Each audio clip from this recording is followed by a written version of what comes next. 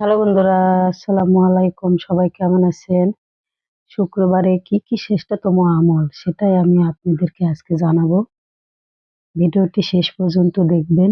অবশ্যই শুক্রবারের আমল কি কি করতে হয় সেটা আমি সম্পূর্ণ ভিডিওর মাধ্যমে জানাচ্ছি। শুক্রবার দিনের সবচেয়ে বড় ইবাদত হলো বিশ্বনবী হজরত মুহাম্মদ সাল্লাল্লাহু আলাইহি সাল্লামের উপর বেশি বেশি দরুদ পাঠ করা। সুবহানাল্লাহ। আপনারা কেউ বুঝতে পারছেন? শুক্রবারে আমাদের ধ্যানমগ্ন হয়ে থাকতে হবে।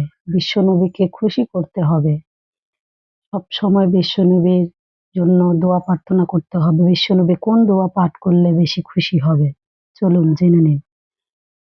সাল্লাল্লাহু আলাইহি ওয়াসাল্লাম, এটা হলো সংক্ষেপে শুক্রবারের ৪ টি বিশেষ আমল। ১ নাম্বার, বেশি বেশি দরুদ পাঠ করা। ২ নাম্বার, শুক্রবারে কখনো ফজরের নামাজ ছেড়ে দেবেন না।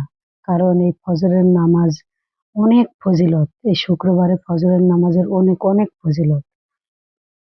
৩ নাম্বার, বিশ্বনবী বলেন শুক্রবারে সূরা কাহাফ যে ব্যক্তি পড়বে, জীবন এবং চেহারা নূরের আকৃতি হবে। সুবহানাল্লাহ। শুক্রবারে বেশি বেশি দান করবেন, কারণ শুক্রবারের দান আল্লাহ নিজের দায়িত্ব নিয়ে নেকি লিখবে।